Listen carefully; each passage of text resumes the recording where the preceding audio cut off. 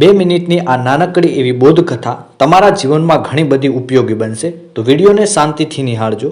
એક ગામમાં એક નાનો દીવો રહેતો હતો। દીવો બહુ નાનો હતો, પણ તેનું મન બહુ મોટું હતું। રોજ રાત્રે જ્યારે અંધારું છવાતું ત્યારે દીવો વિચારતો, હું એટલો નાનો, શું આ બધું અંધારું દૂર કરી શકીશ? એક રાત્રે તેને હિંમત કરી અને પોતાને પ્રગટ કર્યો। ઘરે ઓરડામાં થોડું પ્રકાશ ફેલાયો। દીવાને ખુશી થઈ, પણ બહારનું અંધારું જોઈને ફરી વિચાર આવ્યો, અહીં તો હજુ ઘણું અંધારું છે। પાછળથી એક વડીલ આવ્યા અને કહ્યું, બેટા, અંધારું કેટલું મોટું હોય પણ તારો નાનો પ્રકાશ પણ તેની સામે હારી જતો નથી। જ્યાં સુધી તું છે ત્યાં સુધી અંધારું પૂરેપૂરું છવાઈ શકતું નથી। દીવાને સમજ પડ્યું કે નાનું હોવું કમજોરી નથી, પણ શરૂઆત છે। આની અંદરથી આપણને બોધ એ મળે છે કે નાનું કાર્ય પણ મહત્વનું છે। આપણો નાનો પ્રયત્ન ક્યારે બીજા માટે મોટો પ્રકાશ બની શકે છે।